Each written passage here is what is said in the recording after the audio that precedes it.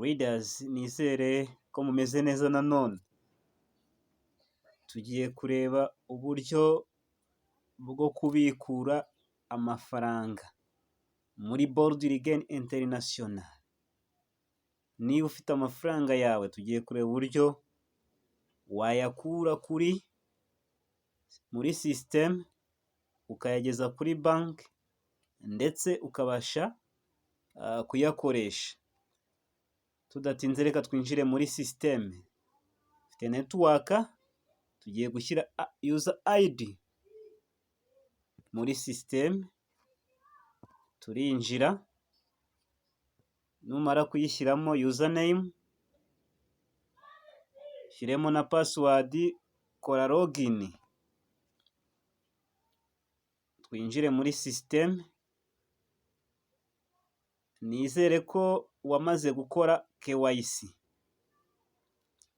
Niba utarayikora, manuka hepfo hahera urebe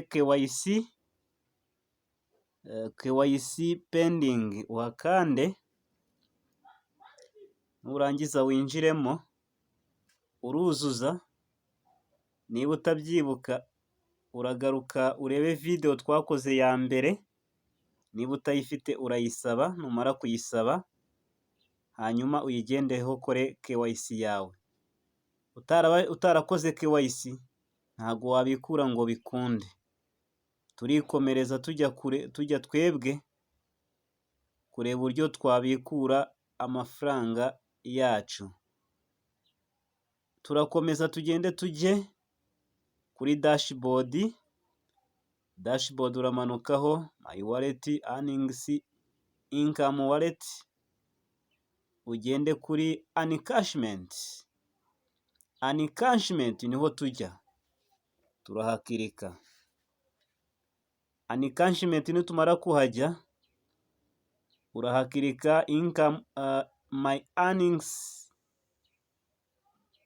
Yes, urimo urabibona neza niba uri muri system. Income wallet, withdraw. Aho tugiye kujya ni kuri withdraw. Withdraw niryo jambo tugiye gukirikaho. Kirika kuri withdraw.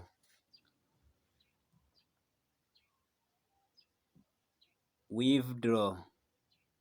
Numara kugera kuri withdraw, twamaze kurikirikaho. Withdraw.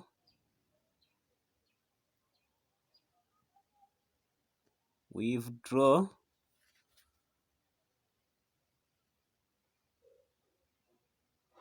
Withdraw. Ijambo withdraw wamaze kurikirikaho, utegereze. Urahita ugenda hano, ugaruke hano, withdraw type. Urareba uno murongo utambitse, hanyuma urebeho. Baravuga ngo select type withdraw. Kande kuri aka kantu. So select withdraw type. Bien sûr urajya kuri income wallet, wakirike. Numara kujya kuri income wallet, numara kuhakirika, byase ni muri kureba neza, baragusaba withdraw income wallet balance. Hano ni buri kureba neza, ngiye mfiteho ibihumbi ayariho balance yawe, urahita uyibona anyway. Hanyuma ikikurikira ni iki? Wamaze gukora KYC yawe. Yes, nimba waramaze kuyikora. Hano muri account ndi gukorera KYC, ntago nakore muri account KYC itarakorwa. Ariko ikiriho ni iki? Hano byose bank biba birimo, byose birimo. Aho tugiye kureba urajya kuri amount. Amount ibiriho niho ureba honyine, kuko ibindi byose biba birimo. Warakoze KYC hano kuri safety, warakoze na name, account hold byose biba birimo, ahubwo urahita ujya kuri amount. Nujya kuri amount uraselectinga, urandikamo amount ukeneye kubikuza. Wayabikuza yose cyangwa wabikuza makeya, biraterwa we nayo ushaka kubikuza. Reka tuvuge ko ngiye nshaka kubikuzaho ibihumbi 10 kuko minimum abikurika ni ibihumbi 10.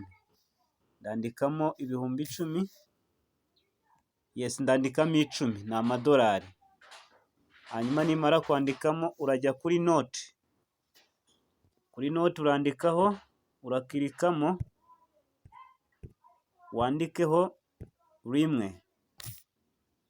Kuri note urakirikaho wandikeho rimwe.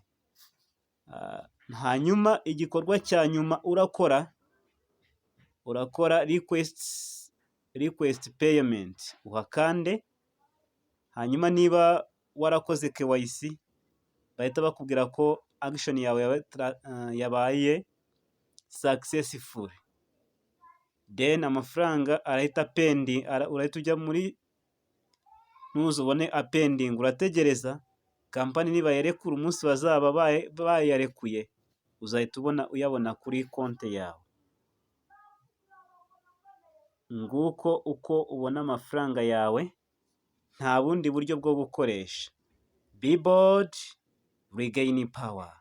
Be bold, regain power.